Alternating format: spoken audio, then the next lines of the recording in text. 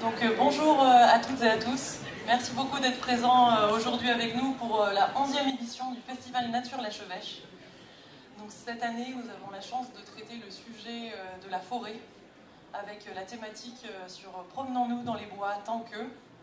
Donc on l'a évoqué déjà un peu hier lors du ciné-débat avec Il était une forêt, le film de Luc Jacquet, avec Jean Mottet et Gilles Boeuf en témoin justement sur leur vision de la forêt. Et nous allons continuer nos réflexions justement autour de Promenons-nous dans les bois tant que, autour de cette urgence climatique, de cette urgence aussi de perte de biodiversité. Et nous avons avec nous donc Gilles Boeuf. Nous sommes ravis de l'accueillir ici. Donc pour rapidement, parce qu'il y a beaucoup d'étiquettes et de casquettes, donc un professeur à la Sorbonne, biologiste, expert en océanologie, ex-président du Muséum national d'histoire naturelle, ex-président également de l'Agence française de la biodiversité, qui est maintenant l'Office français de la biodiversité. Donc voilà, nous sommes ravis de pouvoir présenter cette conférence sur l'océan et la forêt. Je vous passe la parole. Merci beaucoup, Madame. Bonjour à tous et merci de m'avoir invité. En fait, hier soir, on a abordé une petite discussion avec mon ami sur ces questions de gestion de forêt. Et on oublie que cette forêt, elle est complètement liée en fait à l'origine du vivant. La vie apparaît dans l'océan ancestral il y a un peu moins de 4000 millions d'années. Elle sortira de l'océan. Et pendant la bactérie, il y a 1 milliard d'années. Et le vivant élaboré a 2000 milliards d'années. La vie sort et la forêt s'installera par la suite. On aura ces gigantesques épisodes des forêts du Carbonifère et 345 millions d'années avec une faune et une flore assez extraordinaires. Et la forêt actuelle dépend toujours de l'océan. Par exemple, aujourd'hui, la fructification de la forêt guyanaise, donc toute activité animale, mammifère, oiseau et tout ce que vous pouvez imaginer, dépend de l'océan. Ce sont des phénomènes d'oscillation du sud El Niño à Noël, qui font que tout ça est complètement corrélé à des phénomènes qui sont d'abord marins. On croit l'océan, en fait, loin de la forêt et l'inverse, ce n'est pas toujours le cas. La forêt est totalement liée à l'océan, à la climatologie liée à l'océan. Et deuxième aspect, un travail qu'on a fait récemment, malheureusement, je n'ai pas d'image à vous montrer, ce qu'on appelle les bois coulés. On découvre ça il y a une quarantaine d'années. Ce sont des forêts tropicales humides qui sont sur des lisières de continents, des îles bien souvent, dont les arbres géants qu'on a vu tomber hier soir dans les images du film de Jacquet tombent et sont dans l'heure qui suit à 1000 mètres de profondeur. Donc il faut à la fois une forêt tropicale humide en lisière et des grands fonds océaniques. C'est au moins 1000 mètres, 2000 mètres, 3000 mètres. Alors, imaginez un géant de la forêt qui a vécu 500 ans, qui ont, oui, ça peut durer moins d'une heure, se retrouvent effectivement sur des fonds de kilomètres. Donc on est descendu bien sûr avec des nautiles, les sous-marins sur ces sites-là, et tout est nouveau. La faune associée au bois coulé est complètement... c'est pas du tout la même qu'on trouve ailleurs en fait. Les arthropodes, les crustacés en particulier, les mollusques, sont complètement différents. Donc, voilà un exemple précis où vous avez une relation directe entre effectivement une forêt et puis le fond océanique. Alors quand on parle d'écosystème, je rappelle souvent qu'un écosystème c'est une construction biologique qui se fait par association d'espèces vivantes entre elles, sur une géodiversité antérieure. Je vais peupler une vallée, ça peut être un fond d'océan, ça peut être tout ce que vous voulez, votre lit ce matin aussi. Donc le vivant s'installe par association. Et ces constructions-là sont super intéressantes. Là, je vous ai choisi les deux plus riches en nombre d'espèces ramenées à la surface. Ce qu'on appelle Mega Divers Hotspot. Là, sur 1 km² de forêt tropicale française en Guyane, il peut y avoir 30 000 espèces vivantes. C'est-à-dire le tiers des espèces qui vivent en France. On a combien d'espèces en France connues, déposées au muséum? 103 123 espèces ce matin, vous irez voir le chiffre. Eh bien, il y a 30 000 sur un carré de 1 km. Sur un carré de 1 km du récif corallien du Grand Sud, en Calédonie, il y a beaucoup plus d'espèces de poissons que dans toute l'Europe. Donc, vous voyez qu'on a des zones particulièrement intéressantes. Alors, la forêt tropicale humide, on en a parlé, on va en reparler un peu tout à l'heure.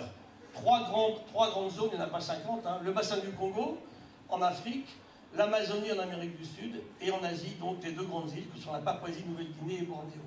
Dans ces écosystèmes-là, il y a plus de la moitié de ce qui est décrit en espèces vivantes, dans les collections à Paris du Jardin des Plantes. Aujourd'hui, on a à peu près un peu plus de 2 millions d'espèces vivantes continentales et 300 000 espèces marines. Chaque année, on rajoute à peu près 16 000 à 18 000 espèces nouvelles. 100 en France, 700 en Europe. On continue à décrire ce vivant au fur et à mesure, bien sûr, on le découvre. Mais la forêt tropicale humide, on l'a vu hier soir, elle part à peu près à la vélocité de la surface de la Grande-Bretagne chaque année. Donc si on continue comme ça, il n'y aura plus à la fin de ce siècle. Le corail est l'équivalent en mer. Le corail, c'est assez fabuleux parce que le corail, c'est moins de 1% de la surface de l'océan. Et c'est plus du tiers des espèces décrites dans l'océan. Vous voyez la richesse de l'écosystème corail. À chaque fois que vous y allez, c'est absolument époustouflant. Hein. C'est un peu la même fonctionnalité, le corail, que la forêt tropicale humide qu'on évoquait. Alors lui, on a perdu 50% du corail en 50 ans. Voilà.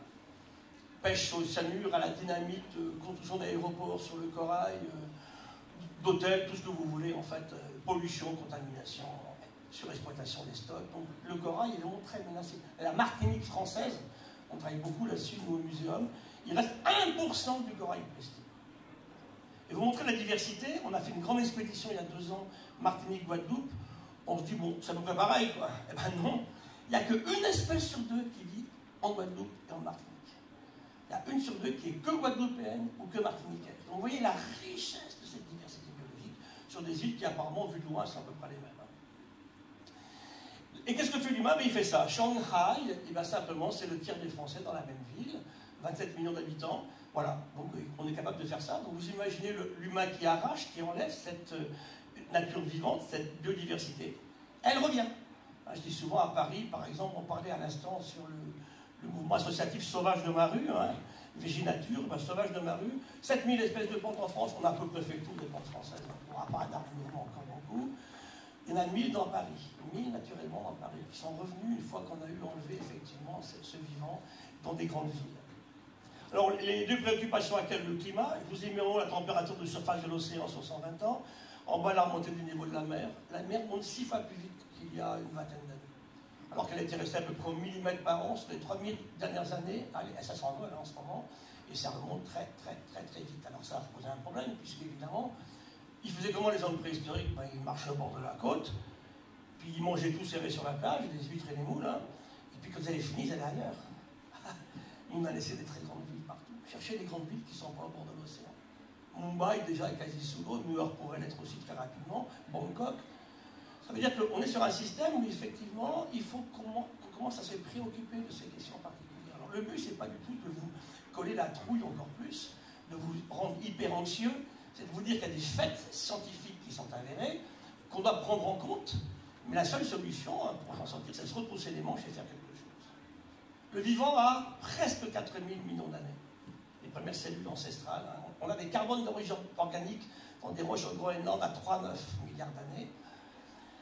Et il y a tout subi ce vivant. Imaginez un océan à plus de 50 degrés, un océan gelé jusqu'au fond, des acidités incroyables, des volcans gigantesques, des tsunamis, des rencontres de continents, et toujours là, le vivant.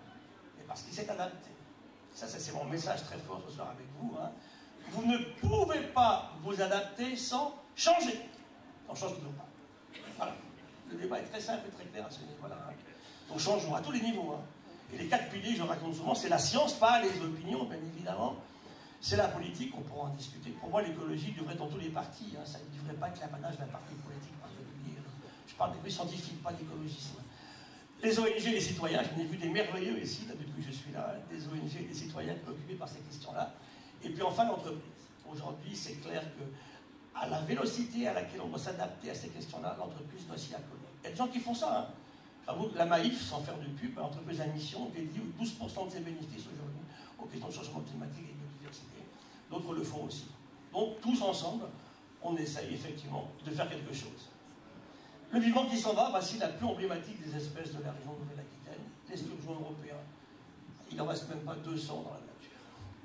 Avec les collègues de l'INRAE, qui étaient l'IRSTEA avant, on les cherche depuis une vingtaine d'années. Des fois, on passe une année sans trouver une seule femelle. Sans femelle, c'est compliqué de faire quelque chose, vous le savez très bien. Hein. Quelques mâles, et effectivement, l'esturgeon est en train de partir. Hein. Il a été surexploité vers 1920, après la Révolution russe, parce qu'on s'est mis à manger le caviar français, qu'on vendait à l'époque dans des grosses boîtes, écrites en cyrillique, ça faisait chic. Hein. Le caviar venait de la Gironde, de la Dordogne, il était vendu à Paris dans des boîtes en russe. Et puis un petit dernier, dans le débat général de tout qui s'en va, lui, il vient d'arriver. Il s'appelle coronavirus 19. Il apparaît quelque part en Chine durant le mois d'août 2019. Alors, Il fait très clair, on a écrit tellement de bêtises sur le coronavirus 19. C'est un virus de chauve-souris. Je suis absolument formel. Ça fait 20 ans qu'on va aller chercher dans les grottes du Laos, du Vietnam et du sud de la Chine. Par contre, l'humain n'a pas créé le virus. Il a créé les conditions du saut d'espèce. Les conditions qui ont fait que ce virus, il a contourné un jour la défense immunitaire de cellules humaines, qui est devenu pathogène pour l'humain à partir de la chauve-souris. Rappelez-vous le SRAS de 2003. Il passe de la chauve-souris à l'humain via la civette masquée, un petit animal qu'on a sur les marchés chinois. Tout est comme ça. Donc ça veut dire que l'humain non seulement a créé les conditions de développement de ce virus, et surtout sa dissémination. Avec mes collègues infectiologues de la l'IPT, on a regardé ce fameux vol Wuhan-Milan au 20 janvier 2020. C'est tous malades. Premier cluster qui explose en Lombardie. Les religieux à Mulhouse une semaine après. Les militaires français qui rentraient des Jeux asiatiques à Pékin. Et ça part. Il va connaître très dur en Europe de l'Ouest, en Amérique du Nord, en Amérique du Sud. Pas trop de données sur l'Afrique et puis l'Asie. C'est très mal informé. Hein. Et il fera aujourd'hui peut-être 20 millions de décès. Le coronavirus 19, on a dépassé 10. Il ne tue pas n'importe qui. Ça, c'est super important. Hein. Il tue des personnes âgées, au-delà de 75 ans, l'immense majorité des cas. Beaucoup plus d'hommes que de femmes. Il tue des gens en surcharge pondérale, très nettement, qui ne font pas de sport. Il y a une très belle relation entre l'activité physique et la toxicité, la pathogénicité du coronavirus 19. Vous comprenez que nous, notre humeur, quand on nous a dit arrêtez de faire du sport, confinez-vous, pas de surf, hein, pas de balade en montagne, pas de balade en forêt, dramatique. Ceux qui sont morts n'avaient pas d'activité physique depuis des années. Alors la question aujourd'hui, bon, on va peut-être gérer le coronavirus 19, mais d'empêcher le prochain d'arriver. Le H1N1, virus de canard, qui démarre aux États-Unis en 1918, fait entre 50 et 100 millions de morts. À une époque, les humains étaient 1,1 milliard d'humains. Nous sommes 8 aujourd'hui. Voilà. Tout ça pour vous dire qu'il faut qu'on fasse beaucoup plus attention que ce qu'on a fait jusque-là. Donc je parle d'intranquillité, et non pas de collapsologie, de catastrophisme. C'est un terme en plus que j'emprunte à Muriel Fliss, une philosophe du CNRS. Elle l'a emprunté à Pessoa, d'ailleurs, l'auteur brésilien. La tranquillité, c'est la vigilance. C'est ça que je veux déclencher chez vous, là, maintenant. Tous les jours, une culture de l'impact. Quand vous faites quelque chose, dites-vous, qu'est-ce qui peut se passer? Si je ne le fais pas, qu'est-ce qui va se passer? Intranquille, ça veut dire vigilant. Pas horrifié par une situation en s'apitoyant sur son sort, c'est foutu, on écoutait le débat hier soir. C'est jamais foutu. Edgar Morin, qui est mon maître, il va avoir 102 ans le 8 juillet prochain, nous le dit en permanence. Le pire n'est pas certain, il dit au président Macron. Le problème n'est pas la frénésie scientifique ou technologique, il est l'usage que l'on en fait. Et on est en plein là-dedans, en fait, aujourd'hui. On trouve tous les manches, et puis on change. On va voir comment. Alors, l'océan est très stable depuis au moins 100 millions d'années. Je vais comparer les deux, c'est super intéressant. J'ai passé ma vie à faire ça. Au départ, moi, je suis endocrinologue, c'est mon métier de base. Je compare l'océan dans son homéostasie au sang humain, vous allez voir. Chacun d'entre nous ici, on a un petit océan au sein de chacun d'entre nous. En gros, en salinité divisé par 3. La pression osmotique, le sel de l'océan, c'est 1050 milliosmoles. Un seul océan, s'il vous plaît. Il n'y a pas de 36 océans, il y a un océan. À 400 mètres de fond, c'est la même flotte partout. Il y a plein de mers différentes. La Baltique, c'est pas la Caspienne, c'est pas la Méditerranée, bien sûr. Hein. Et nous, sang humain, 302 milliosmoles. Intéressant, ça. Que vous soyez depuis les origines, 302 milliosmoles. C'est même intéressant à un moment à cet type qui picolait de la bière le samedi soir, qui buvait 5 litres. Comment il ne se diluait pas? On a fait des prises de sang, on fait des sangs en série. Hein. Bah, je me suis rendu compte qu'au bout d'un certain temps, le système s'ouvre et le type, ça finit sur le mur d'en face, effectivement. Hein. La bière qu'il a avalée, et il ne se dilue pas. L'humain a une puissance incroyable. D'ailleurs, c'est une mesure qu'on ne fait pas en médecine, parce que moi, elle est super intéressante quand je travaille sur les animaux qui migrent eau douce, eau de mer, eau douce, mais chez l'humain, ça ne bouge pas. Très stable. Alors ça, c'est un caillou qui tombe sur Toulouse, on est en mai 1864. Cette nuit-là, Toulouse est illuminée par une pluie d'étoiles. Et un brave paysan du Gers qui ramasse un morceau de cette météorite. Il fait 11 kilos. Il est dans les collections à Paris. Et on l'oublie 100 ans dans une caisse à oignons dans le jardin. Il nous faut de la science, pas des opinions. C'est moche comme tout, ce truc. Hein. C'est pas une émeraude ou un beau saphir. Hein. Et quand les randonneurs qui l'ont lui disent, vous savez, votre caillou dans votre caisse à oignons, c'est une météorite. Oui, oui, l'arrière-grand-père l'avait ramassé. Il finit à Paris, rue Cuvier, devant des nanosondes. Et là, grâce aux isotopes du chrome, on date ce caillou. Là, le cœur s'emballe. 3,8, 3,9. Ce caillou est contemporain de la mise en place du Soleil et de la Terre. C'est génial. On l'a trouvé. Un brave paysan l'a ramassé. À quoi ça sert de ramasser ça? À rien, mais c'est génial. aucun animal n'aurait ramassé la météorite d'or. Je vais beaucoup insister là-dessus parce que je pense que ma foi dans l'humain, elle est là. L'humain est aussi capable de faire des choses qui ne servent à rien, mais qui sont géniales en fait pour son bien-être, son bonheur, son envie, son plaisir. Tout ce qu'on a fait depuis ce matin qui ne sert à rien, c'est génial. Les câlins du matin, on ne fait pas des mômes tous les jours, hein. C'est génial, en permanence, tout le temps. Pensez-y tout le temps. Quand Ératosthène calcule la circonférence de la Terre 2 siècles avant Jésus-Christ, ça ne sert absolument à rien, c'est génial. Il sait que la Terre est ronde. Et maintenant, j'ai affaire à des platistes qui me disent non, la Terre est plate. Vous comprenez que la discussion est forcément limitée à ce niveau-là. Alors, voici un estuaire. Donc ici, on a de l'eau douce, la de l'eau de mer. Ça, c'est quoi? C'est de l'eau saumâtre. Comment je peux la caractériser? Ce que je vous mets là, c'est votre prise de sang. Ah, c'est des médecins dans la salle. Nous avons tous dans la salle ici 142 millimoles de sodium. Tiens. 105 millimoles de chlorure, 3 millimoles de potassium. C'est le même. D'où vient le vivant? De l'eau salée. Et l'humain raconte dans son sang, dans ses neurones, dans toutes les cellules de son organisme, l'histoire de la sortie de l'océan, on a dit entre 1,5 et 1 milliard d'années.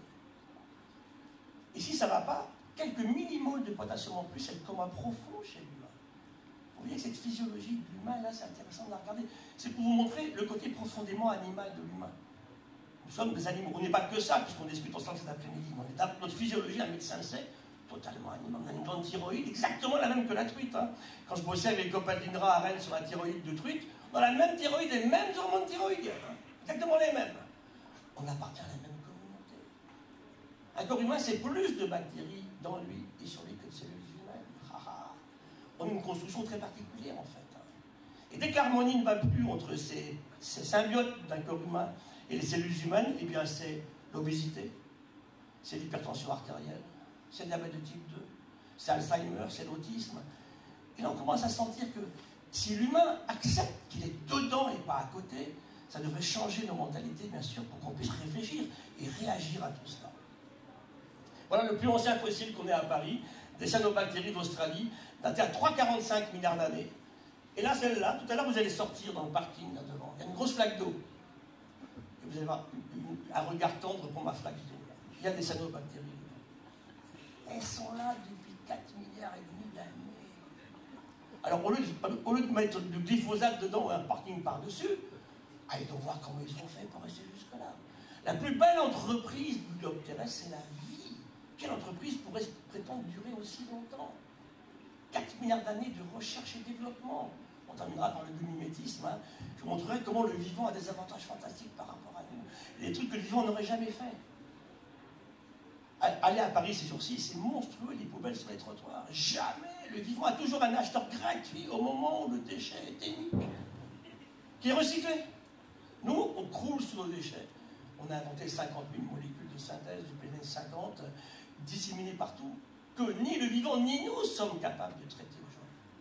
C'est ça qu'il faut absolument regarder de très près. Hein. Il faut s'émerveiller de ce vivant, l'admirer, en avoir envie, donc le garder avec nous, bien sûr. Hein.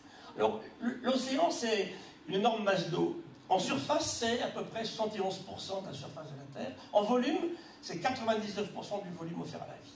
Profondeur moyenne de l'océan, 3800 mètres. De la vie partout.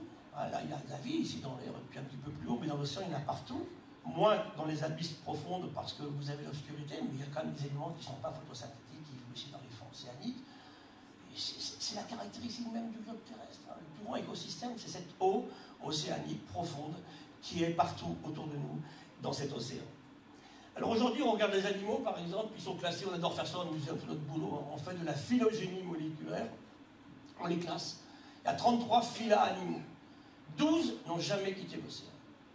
Ça, c'est super intéressant pour nous. Pourquoi? Un très connu, ce sont les échinodermes.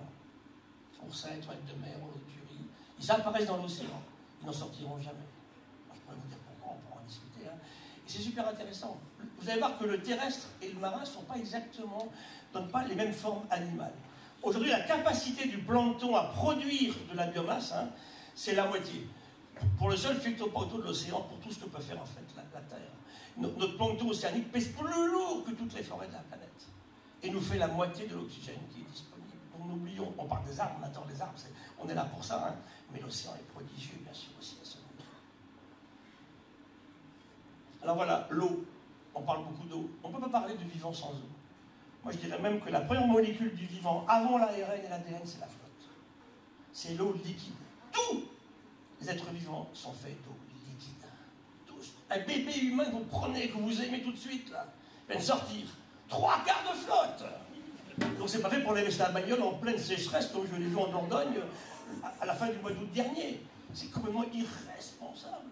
La fille qui avait rempli sa piscine avec un camion de pompiers, vous vous rappelez, c'est pas possible. Hein? Il faut revenir à ce que nous sommes. De l'eau liquide, donc des sels, des cellules. Et la vie, c'est une membrane avec de l'eau dedans et de l'eau à l'extérieur. La bactérie, l'ADN est libre dans la cellule, hein, alors qu'après, bien sûr, il y aura des cellules avec des noyaux qu'on va voir tout à l'heure. Voilà, Atacama, il n'a pas pu la conquête espagnole. Lié au phénomène El Niño, justement, ce phénomène océanique, voilà ce qui se passe. Il pleut.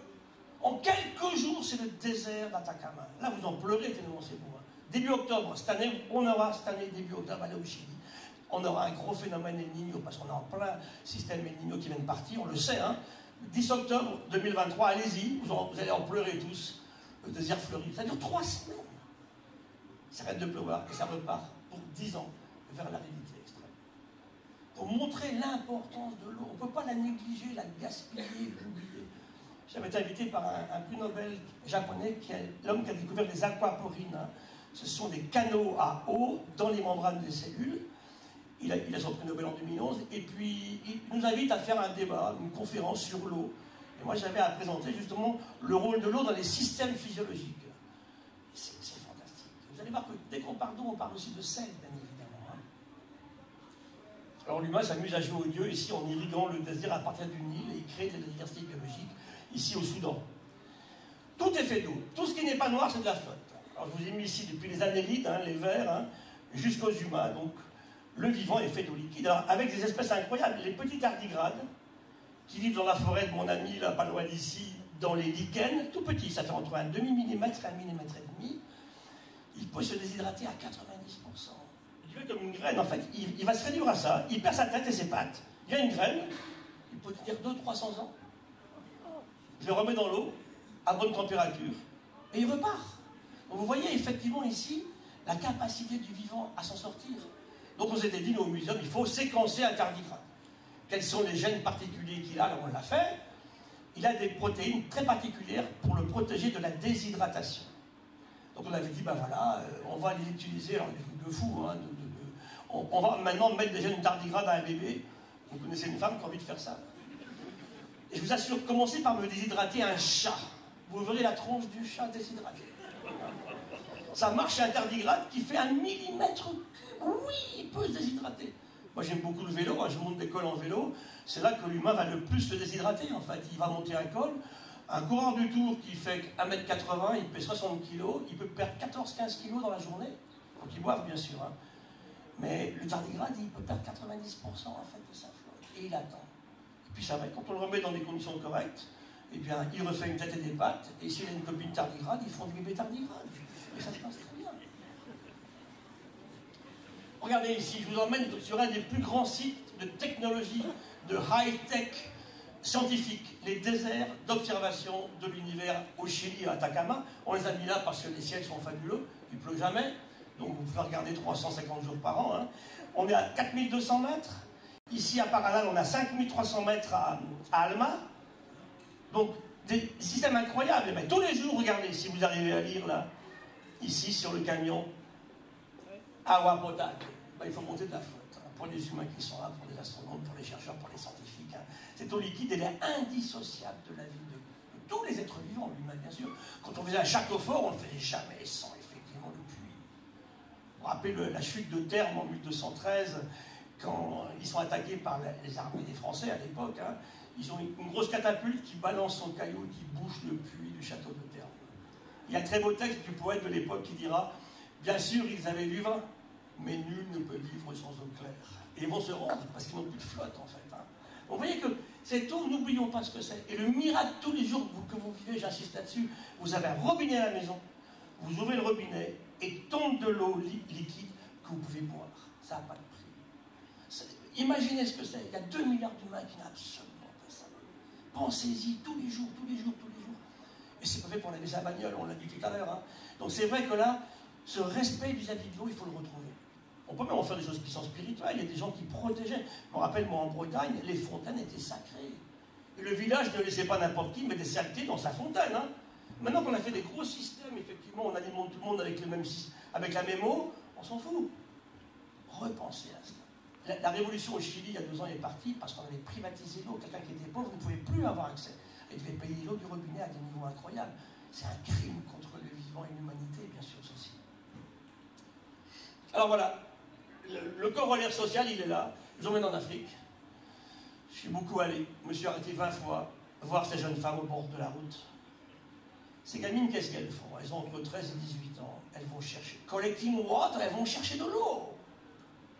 Je me suis amusé à mesurer le volume de ces bidons de plastique chinois qu'elles ont sur la tête. Là. Entre 15 et 20 litres, entre 15 et 20 kilos. Elles vont à vide, elles reviennent avec le bidon de ce poids-là. 15 km en aller, 15 km en retour. L'eau de plus en plus rare avec le changement climatique et l'eau de plus en plus souillée. Quand elles font ça, elles ne vont pas à l'école. Ça, c'est pour moi, quand j'écoute nos écologistes, attendez, le problème, c'est pas la tauromachie. Hein. Le problème, c'est vraiment, effectivement, de mettre toutes les petites filles de la Terre à l'école. Aucune rémunération pour faire ça. Les femmes en Afrique ne sont jamais propriétaires du foncier. La loi kenyane interdit à une femme d'avoir du foncier. Et pour finir, elles font des mauvaises rencontres en route. Parce que les gamins à 14 ans ont des kalachnikovs et ils reviennent fécondés. Là, vous tenez un fabuleux sujet environnemental essentiel. Là, je parle de centaines de millions de femmes, bien évidemment. Hein. Ça, c'est des questions importantes. Et on a calculé les heures sup. Ça intéresse beaucoup les chefs d'entreprise. Les heures sup, tout le monde parle d'heures sup. Il y a 40 milliards d'heures sup, simplement, avec le climat qui change, pour aller chercher de la flotte. Voilà. Donc, je pense que maintenant, vous aurez un respect beaucoup plus grand pour cette eau qui est la base même de tout ce qui est vivant. Vous avez un bébé qui naît, c'est 3 quarts de flotte. Un embryon humain, juste après la fécondation, quand le ridicule petit spermatozoïde du papa a fécondé l'énorme ovocyte de la maman, il ne finira pas sur la chasse d'eau, celui-là, il est fécondé. Donc il va aller donc migrer et se mettre dans la muqueuse utérine, qu'on appelle la nidification. À J3, 97% d'eau liquide. Il n'y a pas de vie sans eau. C'est pour ça qu'aujourd'hui, on ne se rend pas compte de l'importance de l'eau. Alors, c'est quoi le vivant? Bon, d'abord, ce sont les bactéries. Une bactérie, c'est une membrane avec de l'eau dedans, de l'eau à l'extérieur, l'ADN libre dans la cellule. On en est couvert. Par tout ce que vous touchez, votre lit, vos cheveux, votre trou de nez, tout ce que vous voulez toucher, votre bagnole. Il y a des bactéries partout, partout. Le seul endroit où il n'y a pas de vie sur la Terre, c'est les laves de volcans. On a dépassé 1000 degrés. Mais dès le moment où la lave se refroidit, on a ici un exemple, là, le vivant s'installe. Au bout de quelques heures, quelques jours, quelques semaines, le vivant revient et s'installe dans la lave du volcan qui refroidit. Donc elle permet effectivement à la vie de s'exprimer dans ces conditions. Les protistes, on oublie souvent les protistes, et ça c'est fondamental pourtant les protistes. Là ce sont des dinoflagellés, du plancton de l'expédition Tara. On part en 2009 avec Tara, on rentre en 2013. On ramène 600 000 séquences pas connues. D'êtres vivants pas connus, des virus, des bactéries, des protistes. Hein. Protistes, donc une grosse cellule avec un noyau, un ADN dedans. Et elles nous font la moitié de l'oxygène de la Terre, hein, quand on parlait aux forêts tout à l'heure. Hein. C'est très important d'y penser en permanence sur le rôle de l'océan. Les levures, ici on est à Nontron. Sans levure, pas de pain, pas de vin, pas de bière, pas de fromage, pas de Nontronais. Voilà, c'est tout. Alors quand on vient de dire, écoutez, vous savez, votre biodiversité, c'est des élucubrations d'écolos farfelus, c'est pas sérieux. Attendez, on ne mange que cela, et on ne coopère qu'avec cela. Tout à l'heure, je vous parlais des désordres de coopération avec nos symbiotes, vous allez voir, mais le vivant le sait depuis le démarrage. Au premier moment de la vie, il y a infiniment plus de coopération, de symbiose, de mutualisme que de compétition. Et aux humains actuellement, la seule façon de nous en sortir, c'est la coopération, surtout pas la compétition. On appelle le darwinisme social. Paul Darwin n'a jamais dit ça. Hein, le but, c'est pas de bouffer celui d'à côté, c'est de nous débrouiller effectivement pour nous en sortir tous ensemble, collectivement. Les champignons et les plantes, et les animaux. Voilà, c'est un petit tardigrade, mon petit chouchou tout à l'heure, que je vous ai mis dans un lichen. Hein. Et puis celui-là, c'est un nouveau. Alors, on me dit, il est tout nouveau. Oui, il a 800 millions d'années quand même. Hein. Je ne fais pas si nouveau que ça. Hein. Alors voilà l'intérêt de la discussion avec des écologistes pour moi aussi. Ils me disent espèces remarquables. Je l'ai vu écrit partout tout à l'heure. Non, je suis désolé, il n'y a pas d'espèces remarquables. Il y a des espèces remarquées par l'humain. Pourquoi est-ce que la limace des Galapagos serait plus remarquable que le moustique des Bermudes? Question d'appréciation, hein.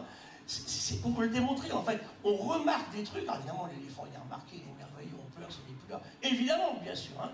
L'ours des Pyrénées, puis après, j'écoute mes collègues des Pyrénées qui me disent, ça te Pierre, ils me disent, oui, c'était le député Lassalle, il me dit, mais professeur, moi, je n'ai rien contre les ours, hein. Ceux qui m'emmerdent, ce sont les Parisiens qui veulent des ours dans mes montagnes. Ça, c'est la vraie écologie de terrain qu'on n'apprend pas à l'université, hein. Mais c'est ça le terrain et la réalité, en fait, de la relation entre l'humain et le vivant non humain aujourd'hui. Et bien le blob, c'est une grosse amibe, c'est un protiste, une grosse cellule de plusieurs mètres carrés, avec plein de noyaux dedans. Ben, il est devenu le symbole du changement climatique parce qu'il a horreur du chaud et horreur du manque d'eau. Et on va vers des épisodes de chaud et de manque d'eau. Donc le blob, ben, Thomas Pesquet en a monté un là-haut dans l'ISS, hein, quand il a fait sa dernière révolution autour de la Terre. Et nous, on a offert à 4500 classes de France, dont ici à Lantron, un blob que les enfants élèvent en salle de classe. Hein. Alors tout ça bouffe des micro-champignons dans la nature. Et puis Audrey Dussotou, qui l'a remarqué, lui a donné des flocons d'avoine. Il bouffe des flocons d'avoine. Donc on a fait une grande carte du métro de Tokyo, on a mis sur chaque station des flocons d'avoine. Et le blob, en 2 heures, a résolu ce que 100 ans de travail d'ingénieurs japonais avaient mis à faire. Trouver le chemin le plus court pour aller quelque part. C'est le roi du GPS. Il n'a pas de tête, il n'a pas d'intention. C'est ça, je veux vous émerveiller avec ça. Ce n'est pas des choses secondaires. Il ne ressemble à rien, mais il est génial. Et tout est comme ça. Et la tendance de l'humain actuel qui m'ennuie beaucoup, c'est que, je le disais hier avec notre ami, en discutant, et puis aussi avec Francis Allais, un arbre c'est con. Ils étaient cons, il y a belle lurette qui n'aurait plus d'arbre, vous pouvez me croire. Hein.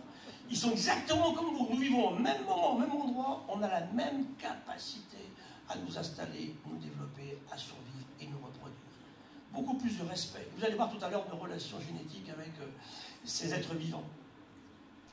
Alors, tout est cellules. C'est Virchow qui on invente le microscope, milieu 19e, et puis il découvre que tout est cellules.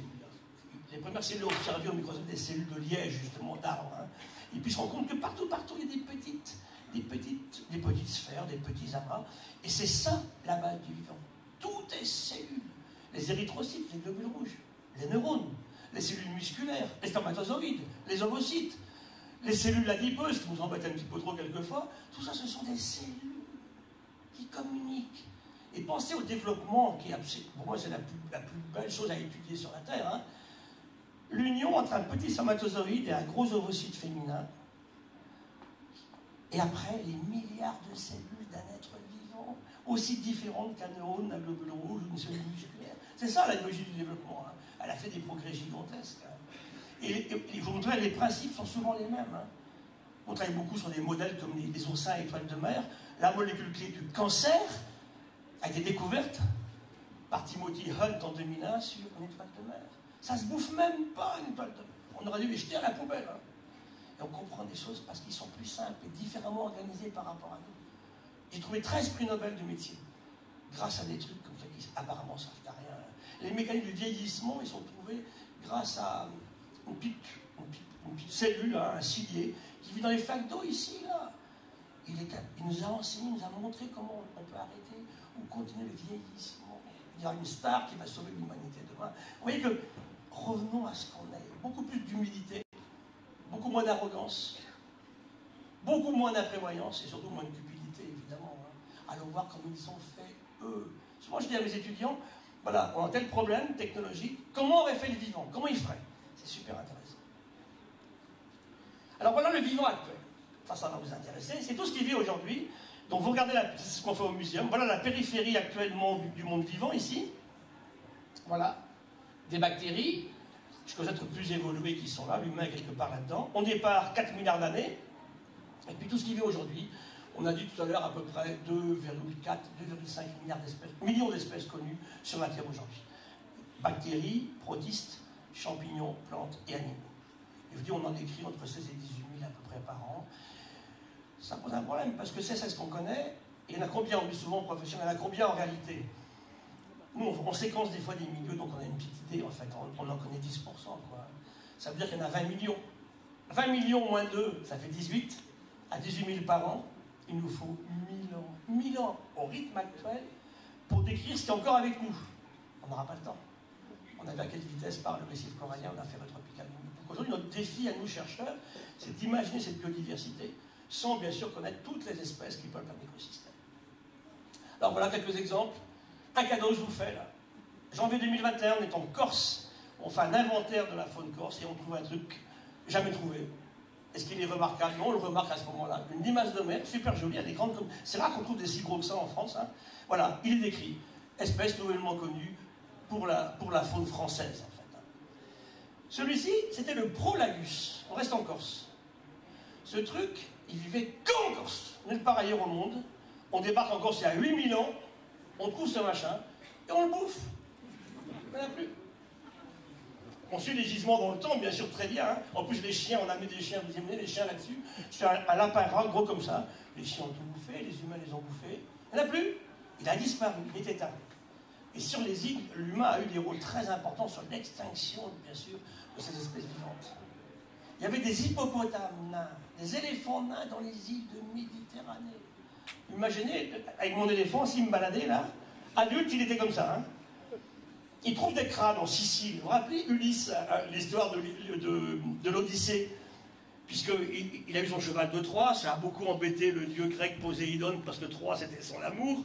Donc pour le punir, après 10 ans de guerre, les 10 ans de pérégrination en Atlantique, en Méditerranée, avant de retrouver Pénélope, qui continue à tricoter et détricoter son tricot. Hein. Ça c'est fabuleux, ça, quand même, comme histoire. Il arrive en Sicile, et là c'est l'histoire de Polyphème. Et Polyphème, c'est quoi? C'est des crânes qu'ils avaient trouvés d'éléphants nains, c'est gros comme un crâne comme ça, à peu près. Un gros trou au milieu, qui sont les fosses nasales et la trompe. L'œil unique. Voilà. Eh bien, on a bouffé Polyphème. On a tout mangé. Il n'y a plus du tout. Il y avait 16 espèces. Tylos, une toute petite île de la mer Égée, 65 km², avait son espèce d'éléphant. Ils sont tous partis. On voyait que sur les îles, l'humain a incroyablement accéléré.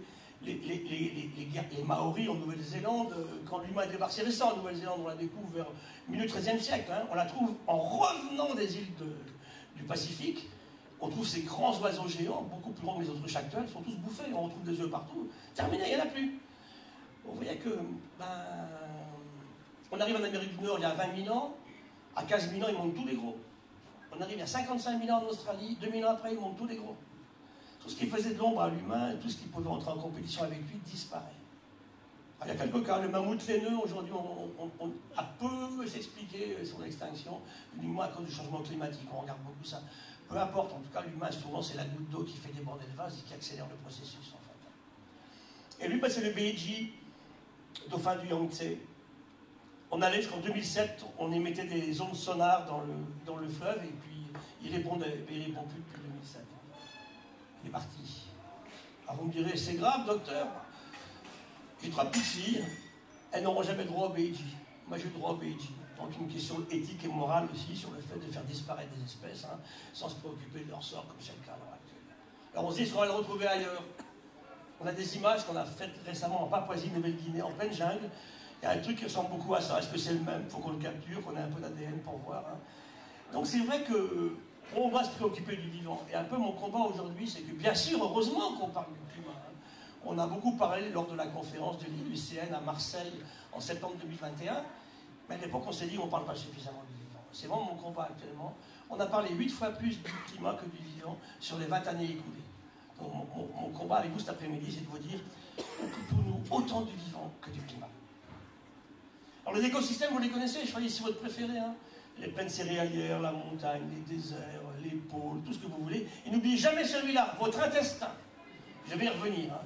C'est fondamental. 1000 espèces de bactéries. Dans l'intestin humain, on n'en connaît même pas la moitié, alors que c'est un écosystème qui est au sein de chacun d'entre nous, vous imaginez un peu. On en échange avec vous, j'en échange 192. On a exactement 192 bactéries les mêmes entre vous et moi. Et avec votre copine d'à côté, 192 aussi dans l'autre sens. Sur à peu près un pool de 1000 possibles. Et ça varie. Les obèses n'ont pas du tout les mêmes bactéries que le type qui est svelte. Vous voyez que tout ça nous fait voir l'évolution sur un trait un petit peu différent. Nous sommes une construction effroyablement complexe. On n'est pas un être vivant. Et si c'est vrai pour l'humain, c'est vrai pour le hérisson et pour la clémentine. Ça, c'est clair. Hein. Le vivant est toujours jamais seul. Alors, quand je voulais montrer la biodiversité à ma ministre à l'époque, c'est ce qu'on vous montre tout le temps, hein. On est sur une plage de Guadeloupe. En 2012, on a fait un énorme trou dans le sable. Tous les gamins viennent voir quel boulot on fait pour être payés à faire des trous, évidemment. Et puis on trouve des trucs qu'on n'avait jamais vus, on n'était jamais allé les chercher. Et là, je vais vous séduire. Dans la collection ramenée, j'ai choisi les jolis. Et là, le député me dit, oh là là, si vous avez des yeux bleus et des grands cils, vous êtes sauvés, c'est gagné. Mais le petit noireau avec des épines et des poils, c'est foutu. Et je suis à la poubelle, vous allez voir, vous allez voir. Donc c'est ça la biodiversité, je veux bien, mais c'est ça aussi. Alors là, ça change tout, là. Attendez. Professeur, le député me dit, mais moi je te sauve le crabe avec des points rouges, mais tu veux comme pas sauver le machin à gros nez ou celui qui est en bas là. Bah si, il s'appelle le rat taupe-nu, il est capable d'arrêter son vieillissement, il fait 35 grammes. Comme ça, c'est un rongeur, hein. Il vit 50 ans. Une souris, ça vit quelques mois. C'est ça qui est génial en fait. Il va devenir une star qui va sauver l'humanité. Si on comprend pourquoi lui ne fait pas de cancer et pourquoi nous on en fait. Vous voyez un peu le genre d'intérêt. Gardons tout le vrac avec nous. Je suis incapable de vous dire aujourd'hui ce qui va servir ou pas. Donc si le vivant, c'est ni les beaux comme ça, ni les moches, c'est ça la biodiversité. Et là je suis dans le bon territoire pour m'exprimer là-dessus. Si j'enlève le nickel découvert et le verre des bouteilles, ce n'est que du vivant. Vous ne mangez que cela et vous ne coopérez qu'avec cela. Dites-le vous en tout temps, en permanence. Alors bien sûr, on s'est mis à élever des vaches, il y en a trop, 1,3 milliard, 30 milliards de poulets. Ils pèsent presque aussi lourd, les poulets d'élevage, que la totalité de tout l'ensemble, de tous les individus des 10 000 espèces d'oiseaux sauvages de la Terre. Mon ami faisait écouter tout à l'heure les petits passereaux du coin, là. Ah oui, ils s'en vont, ils s'en vont. On a perdu 30%. Alors la jolie histoire avec les écolos, ce n'est pas des extinctions. On n'a pas vécu d'extinction. On vit, scientifiquement, la définition, on vit un effondrement du nombre des individus dans les populations naturelles sauvages. Voilà ce qu'on vit en ce moment. Mais tout, hein, champignons, oiseaux, mammifères, c'est ça qu'on vit aujourd'hui. Végétaux, bien sûr, aussi. Deux livres magnifiques, Jamais seul, ça va plaire à mon ami, c'est effectivement Marc-André Sellos qui nous raconte qu'un arbre, c'est une construction infiniment plus complexe, déjà on en parlait tout à l'heure aussi avec toi, et puis tous entrelacés sur un bébé humain aussi, vous allez voir. Voilà, une goutte d'eau de mer, ça c'est la clé du système. Une goutte d'eau de mer, des milliards de virus, des millions de bactéries, des centaines de milliers de protistes. C'est ça, 98% de la biomasse de l'océan. Et c'est là que l'océan a son avantage au départ. Tout est ancestral dans l'océan. Et là, vous avez infiniment plus de coopération entre ces êtres vivants que de compétition. On va voir un seul tout à l'heure. Une goutte d'eau de mer. Regardez, on a séquencé effectivement ces micro-organismes. Hein. 5 papiers dans Science le 22 mai 2015, c'est pas mal. 600 000 séquences de nouveaux êtres vivants pas connus. Ça, ce sont des dinoflagellés. C'est magique. Des toutes petites algues du plancton qui ont déjà inventé la photosynthèse. Hein. Elles savent utiliser la lumière, bien sûr, hein, le CO2. Et en échange, elles produisent de l'oxygène et des sucres. Tout est parti comme ça, en fait. Ce que font après les végétaux chlorophylles terrestres, bien sûr. Un sol, là je m'adresse aussi aux gens du coin, un sol vivant. La moitié des sols autour de nos troncs sont morts. Donc ça veut dire que là, en fait, la question est très claire. Hein, labourage trop profond, tracteur beaucoup trop lourd, pesticides partout, dans tous les sens. Hein. On oublie une chose, on me dit, on ne peut pas s'en passer. Je suis désolé, c'est toxique. Cide, en anglais, c'est tueur de vie. Que ce soit herbicide, fongicide, pesticide, tout ce que vous voulez. Comment voulez-vous produire de la vie avec des molécules tueuses de vie? C'est là qu'il faut qu'on change. Alors bien sûr, je peux comprendre au niveau pratique qu'on ne change pas du jour au lendemain. J'ai un collègue qui me dit, ben, moi je suis contre, mais il me faut 1 litre de glyphosate à l'hectare. Pourquoi pas? Vous savez, mon combat, quand j'étais au muséum à Paris, c'était d'interdire le glyphosate dans le cimetière du Père-Lachaise. Un combat terrible, ça a duré des mois. Hein. Le type, il arrivait, il en mettait 1 litre par tombe. Donc, ça y est, maintenant, vous n'avez plus le droit de mettre des produits toxiques sur les tombes, c'est tout. Pourquoi? Parce que le grand-père, il adore les mauvaises herbes, finalement. Hein. C'est une question de vue, mauvaise ou bon, c'est ça qui est important, en fait. Donc, un sol vivant, 2,5 tonnes de bactéries à l'hectare, 3,5 tonnes de micro-champignons, des tardigrades, des lombriques, des nématodes, des collemboles, des acariens, dans les sols de la forêt de mon ami, c'est ça, un sol vivant. Et ça, deux énormes intérêts. Premièrement, productivité biologique. Ne jamais laisser les sols nus, vous le savez très bien, hein, de la matière organique. Et surtout, dans l'époque actuelle de manque d'eau, ça garde l'eau. Avec Marc-André Sellos, hein, que vous connaissez bien, on travaille sur les micro-trous que font les bactéries dans les sols de vigne, par exemple. Hein. Elles enduisent ces micro-trous de mucus, comme vos poumons. Et la goutte d'eau qui tombe là, ben, elle s'infiltre là et elle reste là. Alors que si le sol est mort, eh bien, elle va rester à côté sur du minéral et elle va être perdue, elle va s'évaporer. Donc ça, c'est très important. Je dirais que j'ai deux grandes missions, mais toutes les petites filles à l'école, les ramener de la vie dans les sols. J'aurais à faire ça, j'aurais réussi. J'aurais réussi ma vie. On nous nourrira, je suis rarement péremptoire, mais on ne nourrira jamais 8 milliards d'humains avec des sols qui sont morts. Tout type d'agriculture ou d'agroforesterie, hein, garder de la vie dans les sols, c'est fondamental. Troisième et dernier écosystème, intestin d'un bébé à la naissance. Ça, c'est l'utérus de la maman. Ça grouille de bactéries à l'utérus de maman. Comme un intestin d'ailleurs. Hein. Et c'est génial parce que quand l'accouchement se fait naturellement, donc le bébé est expulsé, il y a un moment il va s'emberlificoter dans le cordon ombilical. Il a peu de contact avec le vivant terrestre avant. Hein. Le placenta le protège pendant les 9 mois de la grossesse. Et puis, le quasi-axénique, il n'y a pratiquement rien comme bactéries dans le bébé quand il sort en fait de la maman. Donc, ce moment, c'est la rupture de la poche des os. À ce moment précis, les bactéries de l'utérus maternel se précipitent, non pas pour contaminer le bébé, pour l'ensemencer. Et on sait maintenant, c'est les 1000 premiers jours de Boris Cyrulnik, hein, 1000 jours chez un bébé pour se faire sa propre flore intestinale, que vous avez chacun d'entre vous ici. Hein. Et quand ça se passe mal, ben, c'est pas terrible le futur du bébé. D'ailleurs, maintenant, quand on fait des césariennes, ce qu'on fait, c'est qu'effectivement, on récupère, on refait un frottis vaginal de la maman et on remet les bactéries du frottis dans la bouche et dans l'anus du bébé. Ça marche très bien. Vous voyez que ce retour au vivant, il est tellement important, en fait. D'ailleurs, à mon avis, quand j'ai écouté quelques candidats aux élections présidentielles récemment, là, il y en a eu pour lesquels ça a dû très mal se passer. Quand j'ai entendu les conneries qu'ils ont racontées.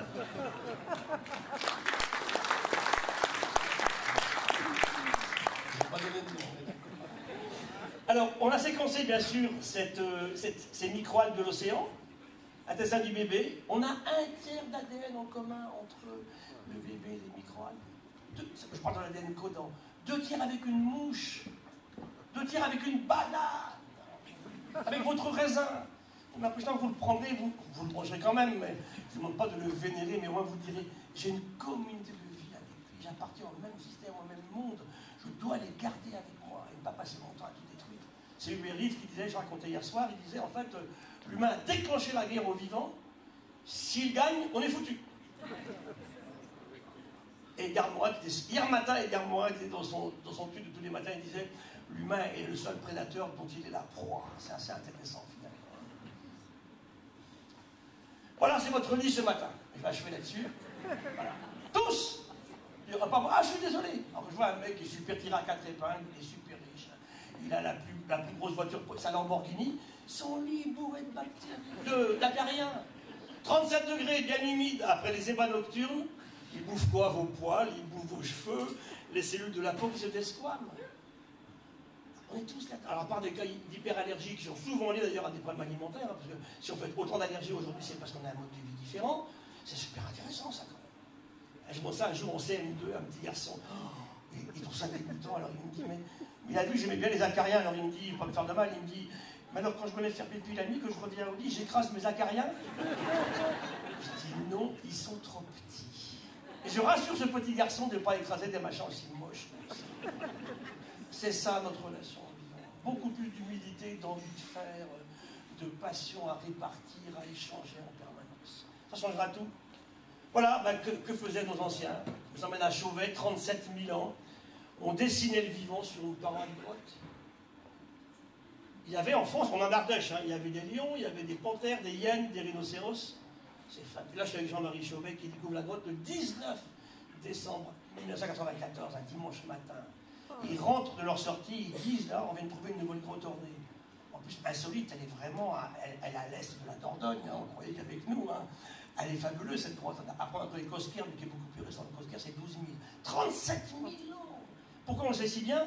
Ils écrasent les torches de pain, on revient au pain, qu'on en parlait hier soir, sur la paroi. Le charbon de bois tombe, ça c'est hyper facile à dater au carbone 14. 36 000, 37 000, 38 000 ans. Waouh. Celle de Cahors aussi est assez ancienne, pas loin d'ici. À Pêche-Mer, là, elle a 30 000. Lascaux, c'est 20 000 ans, Lascaux.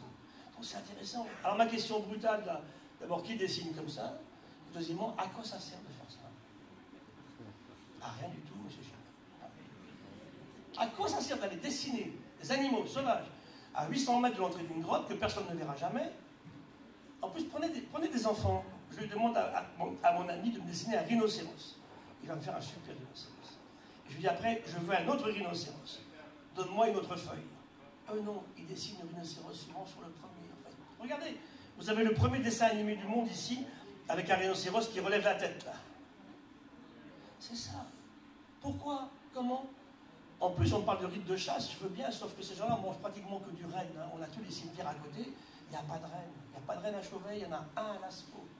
18 espèces d'animaux à Chauvet, il n'y en a que 7 ou 8 à Lascaux. Ils sont déjà partis. Voilà, donc on revient finalement à ce qu'est l'humain. Ça, c'est profondément humain. On est des animaux, on a dit physiologiquement, médicalement, c'est absolument évident, hein, bien sûr. Hein. Mais on n'est pas que ça. Donc voilà, aujourd'hui on est intranquille, je vais passer là-dessus. Et si on prend des mesures contre ça, sans faire attention à l'aspect social, voilà ce qui se passe. Novembre 2018, on a augmenté de quelques centimes le prix du gasoil. Vous avez vu en ce moment combien il a augmenté là? Il n'y a pas eu la même insurrection du tout. Et le drame s'appelle la spéculation. Vous savez à combien est tombé le baril de pétrole le 20 mars 2020 quand le président Macron annonce le confinement? Négatif. On vous donnait de l'argent pour stocker du pétrole. Et aujourd'hui, aller indexer les prix alimentaires sur les prix du pétrole, c'est un crime contre l'humanité. C'est comme aller faire payer l'eau liquide que l'on peut boire, bien évidemment. Ça, et là, c'est à nous de le combattre. Et si Einstein, je reviens à lui, qui disait aussi, deux choses intéressantes, il disait, mais comment voulez-vous résoudre des problèmes avec les mentalités qui les ont créés? Il disait aussi, le monde ne va pas mal à cause des méchants, des stupides ou des fous. Il va mal à cause de nous, les gens normaux, qui les laissons faire. Vous comprenez qu'il faut de l'insurrection. Hein. Je dis souvent aux femmes en particulier, battez-vous, ayez confiance en vous, c'est tellement fondamental. Bon, la crise écologique, bah, c'est le productivisme agricole, je pense qu'on va le gérer. Hein. L'eau potable, on en a parlé un petit peu. La pêche, pêcher c'est bien, surpêcher c'est stupide. Déforester, bon, on en parle sans arrêt. Hein. On en enlève un arbre, on en remet 8. Le vivant s'effondre. Et on empoisonne tout. Ça, je pense qu'on est vraiment la conscience se met en place avec les 4 piliers que j'évoquais tout à l'heure. On a dit la science, on a dit la politique, on a dit les ONG, les citoyens, on n'en a pas ici, et les entreprises. Hein. Si vraiment on se met tous à faire ça, la système capitaliste comme notre entreprise est importante. Elle peut générer du profit, mais pas n'importe qui, on cheminerait là-dessus, pour créer de l'emploi. Et quel est mon problème ici à Montreux en ce moment avec vous, si j'en ai un, c'est de vous dire, vous habitez ici, c'est génial, c'est beau, on est tout content, c'est sympa, on vit bien. Hein. On a notre famille, nos enfants, nos petits-enfants, nos amis, c'est important, les amis, on les choisit. Hein. Et puis je crée de l'emploi. À une condition, je ne détruis pas Nontron. Et je ne détruis pas plus des zones où d'autres humains habitent en leur piquant leurs ressources. Ça, c'est constamment ce qu'il faut avoir en tête, absolument en permanence. Et bien, le climat, c'est plus compliqué parce qu'on est parti tard. Alors, moi, je dis jamais que c'est foutu, hein, mais c'est vrai qu'on va souffrir un certain temps parce que c'est parti pour quelque temps. Là, on parle en dizaines d'années, en centaines d'années. Hein. Donc, comment on se prépare? La question aujourd'hui, c'est freiner le changement climatique, oui, mais en même temps, adapter les populations. Quel type d'agriculture demain? Hein, quel type d'élevage? J'ai un ami qui est éleveur, il me dit, ben, moi, si j'ai pas de foin, j'abats mes bêtes. Hein. La biodiversité, elle est dans les sols, dans les pâturages, donc moi, je ne suis pas contre l'élevage complètement. Pas trop, on a dit, mangez moins de protéines animales, ça c'est clair. Hein. Mangez moins de viande et moins de poisson, et vous serez super beau quand même. Hein. Je ne suis pas vegan, donc vous pouvez y aller, mais de façon très modérée et de très grande qualité, en rémunérant le paysan qui produit ses bêtes. Hein. Je sais comment il travaille. Hein. Aujourd'hui, ça ne marche pas du tout. Ils vendaient du poulet brésilien à 1 € l'autre jour. C'est un scandale. Comme ils vendent des billets d'avion Bordeaux, Canaries à 4,99 €. C'est un crime contre le système. Je s'accrochais avec le patron du EasyJet un jour qui me disait, oui, professeur, le test Covid coûte plus cher que le billet d'avion. Mais j'ai honte. J'ai honte de dire un truc comme ça. On est dans un système complètement démesuré. Notre ennemi n'est ni l'avion, ni le cochon, ni le poulet. C'est la démesure dans tout ça. Est-ce que notre économie est capable de gérer ça? C'est une vraie question. Voilà, ce vivant est en danger parce qu'on détruit et on pollue. On surexploite. On dissémine tout partout. Et le climat change trop vite. Voilà le défi qui est lancé. Donc je dis à tout le monde aujourd'hui de faire attention. J'ai combien de temps encore? 5 minutes, d'accord. Ça va, c'est rude, hein. Elles sont rudes. Regardez celui-là. Il s'appelle Alexandrium, le bienheureux.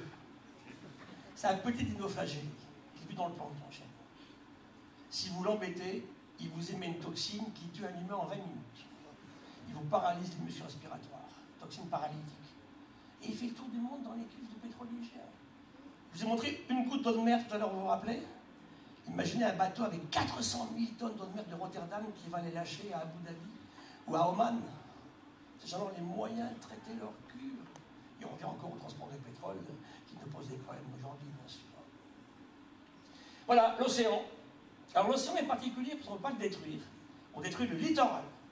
Là, c'est une ville que vous reconnaîtrez, qui se prétend la ville la plus défenseuse de l'océan sur la Terre. Cherchez-moi un mètre carré non bétonné sur la côte, et puis après on discutera. On crée le problème, bien sûr. Hein. Ben voilà l'océan pristine, le bel océan qu'on adore tous. Alors ça va plaire à mon ami aussi, là, quand on parle des stockages de carbone des arbres. Et là, je ne parle pas de l'océan. Là, vous avez un herbier de Méditerranée, de Posidonie. Ça stocke 50 fois plus de carbone qu'un arbre terrestre. Ça. On les détruit. Allez vous balader à Bastia aujourd'hui, ou bien à Marseille, vous avez des bateaux à l'ancre, vous avez des touffes de Posidonie sur tous les ancres. On traîne des ancres là-dedans. C'est la clé de la vie en Méditerranée. La deep sea, la mer profonde, ici, un coup de chalut là-dedans, vous détruisez 1000 ans de grandissement d'un écosystème. En quelques minutes. Les mangroves, le corail, on en a parlé tout à l'heure. Et quand je plonge chez moi à Bagnouz, ben voilà ce qu'est devenu l'océan aujourd'hui. Hein. 5 minutes de plongée hein, devant le labo. Et le plastique, eh ben, il ne sait pas faire d'oxygène. Donc c'est vrai que là, c'est une vraie question. Arrêtons d'utiliser un sac qui nous sert à transporter les tomates 20 minutes du supermarché chez nous, qui nous tue une tortue de 80 ans, issue de 200 millions d'années d'évolution. Ça a pleuré, en fait. On ne réfléchit pas du tout à ce qu'on fait. Aux conséquences. Hein, je parlais d'imprévoyance tout à l'heure. Le différent entre... Alors, je vais passer là-dessus, c'est qu'on n'a pas les mêmes espèces vivantes dans l'océan et sur les continents. Je passe là-dessus. Alors, les pêches maritimes, aujourd'hui, bon, pêcher, on a dit que c'était pas mal, sauf qu'aujourd'hui, on est au taquet partout. Hein. L'effort de pêche est de plus en plus grand, on ne débarque pas plus, donc on est vraiment... Regardez, c'est intéressant, ça. Ce sont les records de concours de pêche en Floride. C'est très masculin, ça, parce que qui se fait ça, c'est des mecs. Hein. Le mec, il lui faut le plus gros truc. J'ai fait le plus gros poisson, ouais. Je suis génial, je suis beau, regardez-moi, j'ai le plus gros poisson possible. Alors, regardez, la virilité, elle a pris un sacré coup, parce qu'en 80 ans, il est passé de 1 tonne à 180 grammes. Et ça est partout. On peut faire de la science sur des coupures de journaux, hein, quand on regarde ça dans le temps, quand c'est comparable, effectivement. Bah aujourd'hui, tous les gros poissons ont été pêchés. On a tué 98% des gros poissons du monde sur les 15 dernières années, en fait. Bah, ce petit garçon, là, il n'a ni rétréci ni grandi. Il y avait des morues de 200 kilos. La plus grosse morue, elle fait 25 kilos aujourd'hui. On n'a pas changé d'espèce. Hein. On fait de l'aquaculture, des mollusques, des algues, des crevettes, des poissons. Et puis on sort des produits aussi d'intérêt de l'océan. On tire 26 000 molécules de médicaments, des produits pour les cosmétiques. Je vais passer rapidement là-dessus aussi, pour terminer. Molécules du cancer, c'est lui. Eux, ils découvrent la transmission de l'influx nerveux. Parce que les dieux ont fait que l'axone, le nerf de Calmar, est 1000 fois plus grand que le nôtre en section. Et leur petit micro d'électrode de verre des années 60 fonctionne sur le Calmar. Ils découvrent ils font un modèle mathématique toujours parfaitement d'actualité. Grâce au Calmar. Et puis surtout, le climat change et dans l'océan, ça bouge. Hein. Le plancton aujourd'hui fait 47 km par an vers le nord, au large de Brest, et les poissons 27 km vers le nord. Hein, parce que l'océan est ouvert, il n'y a pas de barrière dans l'océan. Hein. On migre. Et comme les pêcheurs sont bons, ils les trouvent. Ils nous disent, mais vous savez, il y a toujours du poisson, j'en pêche toujours, mais ils ne les pêchent pas aux mêmes endroits. Les lançons sont en Écosse aujourd'hui. Le germon, le thon blanc, il est rendu en Angleterre, c'était un poisson qu'on pêchait avec les dieux. Hein. Donc tout est...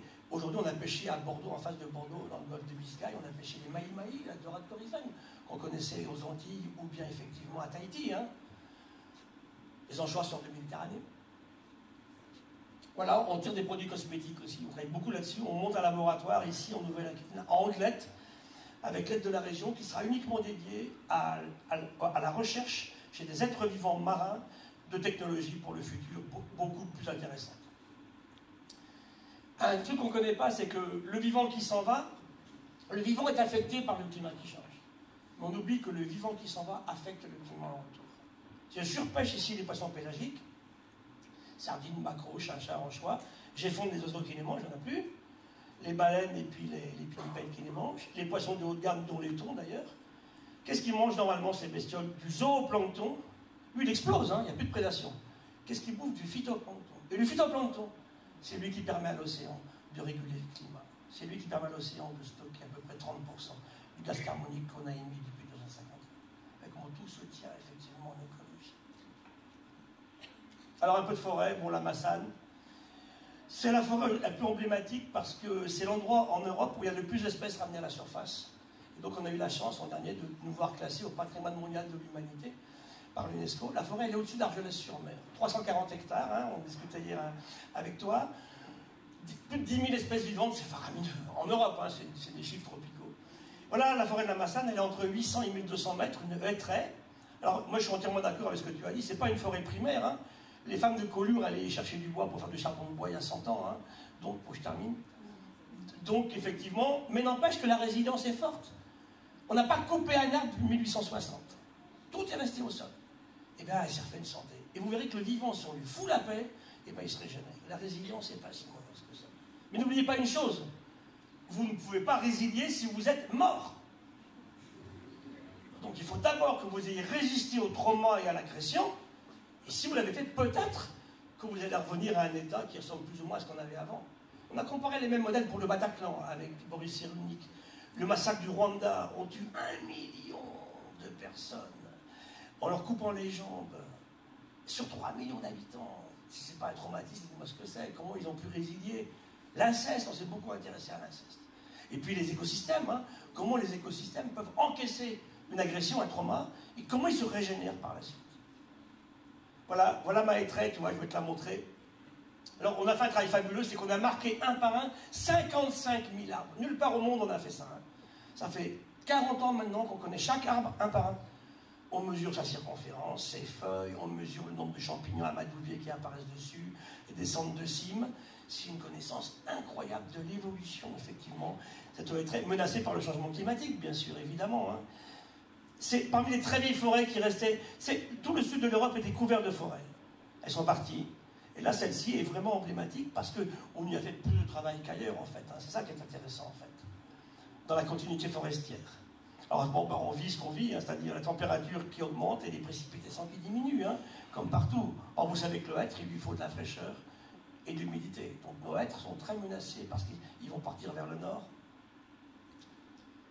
Regarde ce qu'on a fait là. Ça, c'est tous nos arbres depuis 2004. Les points rouges, c'est ceux qui meurent. Vous voyez que, ben, avec le temps, hein, donc un arbre, il peut mettre à 15 ans à mourir. Hein, parce qu'un arbre, il ne meurt pas en 10 minutes, en fait. Hein, il va subir une sécheresse, il va subir effectivement une canicule, et puis il s'en va. On voit la descente de cime, des champignons qui s'installent dessus, qui démontrent que son immunité est atteinte, et puis il disparaît. Donc, est-ce qu'on va perdre nos hêtres? C'est une vraie question.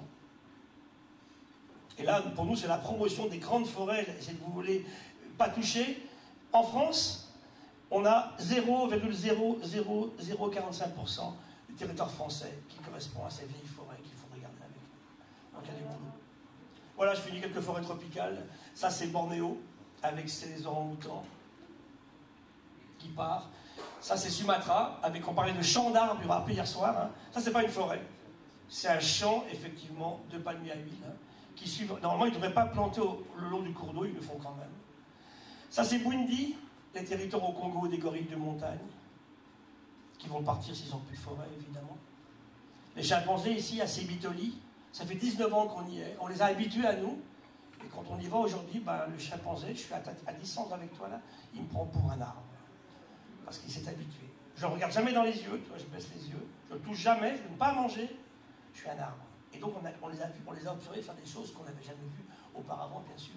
Par exemple, se traiter contre des maladies en mangeant certaines plantes à certains moments, des plantes que ne connaissent pas tous les chamans du pays. Et puis bien sûr l'Amérique du Sud avec la Matla atlantica. Et puis l'Amazonie. Voilà. Sur les arbres, c'est pareil, on l'a dit hier soir. L'arbre sait faire pleuvoir. Si vous enlevez les arbres, il ne pleut plus. S'il ne pleut plus, il n'y a pas d'agriculture. Bon, voilà aussi un aspect très important du rôle de la forêt. Donc, prévoir pour agir, comment en Nouvelle-Aquitaine on réagit. Et je termine vraiment là-dessus, je vais finir. Ça, c'est mes oiseaux, la bio-inspiration. Ça, c'est ce qu'on appelle One Health, une seule santé.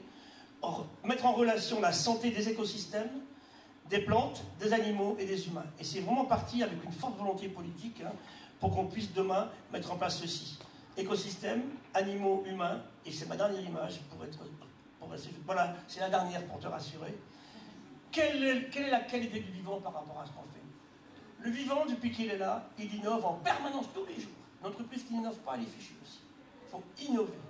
Pas au détriment des autres, il faut innover. Pour tous, y compris pour les gilets jaunes. Ce que c'est faire le vivant. Les humains, je ne suis pas sûr qu'ils fassent toujours ça.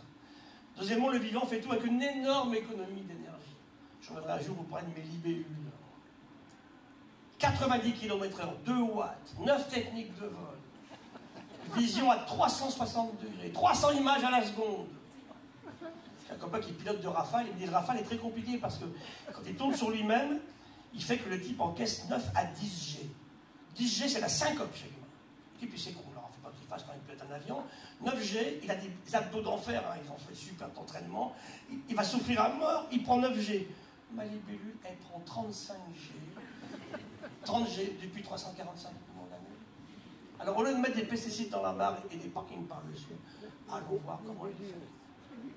Mais pour vous montrer un peu que c'est intéressant à discuter, je suis allé sur le Tonnerre, le porte-hélicoptère français. C'est de la Jeanne d'Arc, racontait mon histoire de libellule. Et le Pacha me dit, Gilles, c'est sympa, tous mes midship sont super intéressés, mais j'ai du mal à mettre 3 commandos d'infanterie de marine sur ta libellule. Je dis oui, mais la question c'est une inspiration, c'est pas une copie directe. Comment est-ce qu'elle fait? Voilà. Le vivant, c'est ça qui est fabuleux, c'est que jamais il va faire une substance qui ne s'est pas dégradée. Il fait des poisons horribles, mes amis, les champignons le savent bien, j'ai vu tout à l'heure. Hein. L'aconite, bouffer de l'aconite, vous êtes foudroyés. Hein. Ça c'est clair. D'amanite phalloïde, les venins de cône, de crotale, mais elle sait les dégrader, la nature. Et jamais elle s'est empoisonnée par ces produits. On en a inventé 50 000, 100 000 molécules, dont le terrible chlordécone de la Martinique. Un cube de carbone avec des atomes de chlore par-dessus. Le chimiste, il devrait être en tôle. Jamais le vivant pourra dégrader un truc comme ça. On a tué nos sols pour 2 siècles. Comment voulez-vous après que les gens aient confiance? Ils n'ont pas voulu se faire vacciner. Bah ouais, hein, on leur a amené le chlordécone en disant on le fait chez vous et pas ailleurs, parce que c'était interdit en France. Hein. De qui on se moque. Il y a toujours un acheteur gratuit pour vos déchets dans la nature. Une belle bouse de vache, là, je parle avec mes amis de la forêt, ou les chevaux, hein. Pas traités bien sûr au vermifuge, sinon ça tue mes scarabées coprophage. À la Massane, j'ai 64 espèces de scarabées que j'aurais pas si j'avais pas de vache. Donc voilà comment on peut dire qu'une prise agricole peut correspondre aussi hein, à une perte de diversité biologique. Le vivant travaille dans les conditions ambiantes, sans pression, sans température élevée, avec des éléments abondants. Et c'est ma conclusion, mon dernier mot promis. Donc stopper cette économie actuelle stupide et suicidaire qui consiste à gagner de l'argent, ou en le permettant, en détruisant ou surexploitant le vivant.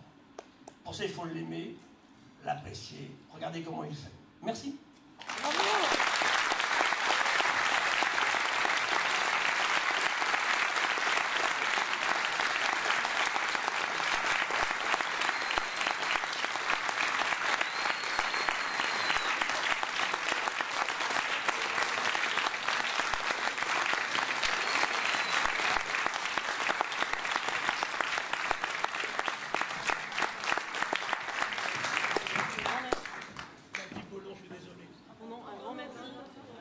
C'est un peu serré au niveau des timings.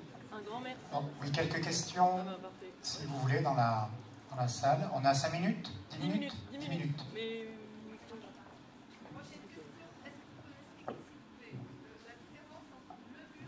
Bougez pas, bougez pas. Levure et champignons.